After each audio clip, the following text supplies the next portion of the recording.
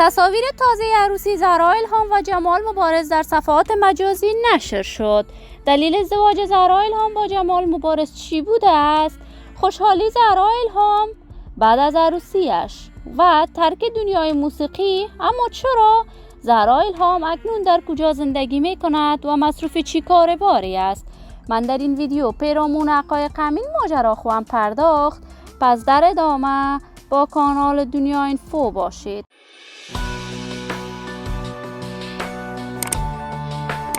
سلام و سلامتی ایام به کامتان باد.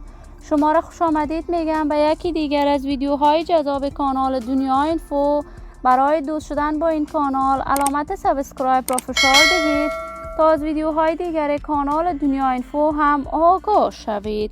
زهرا الهام هنرمند جوان، یکی از چهره‌های مشهور و شناخته شده در هنر موسیقی افغانستان بوده است که این روزها شهرت و محبوبیت خاص در میان هنرمندان جوان افغانستان کسب کرده است.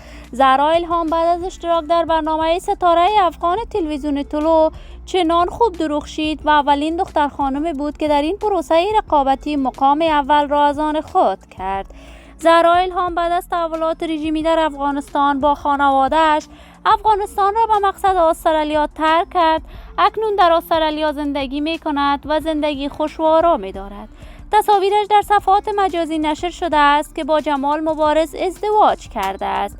زهرا الهام بعد از ازدواج با جمال مبارز از هنر موسیقی دوری گزیده است. دیر می شود دیگر برنامه هنری برای دوستداران و طرفداران صدایش برگزار نکرده است، ولی من آرزوی موفقیت و کامیابی برای این دو جوان از بارگاه عزت لایزال تمنا دارم.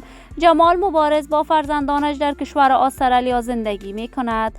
در استرالیا سالن آرایشی برای خودش ساخته است و به کارهای هنریش مانند قبل ادامه می دهد. عزیزان و دوستان نهایت عزیز کانال دنیا اینفو، شما هم نظریاتتان را در بخش کامنت با من شریک بسازید. این ویدیو را با علاقه‌مندان و دوستان زهرا الهام و جمال مبارز به اشتراک بگذارید. اگر تا هنوز عضویت کانال دنیا اینفو را از آن خود نکردید، پس برای عضو شدن با این کانال علامت سابسکرایب را فشار دهید. این ویدیو را با عزیزان و دوستانتان به اشتراک بگذارید.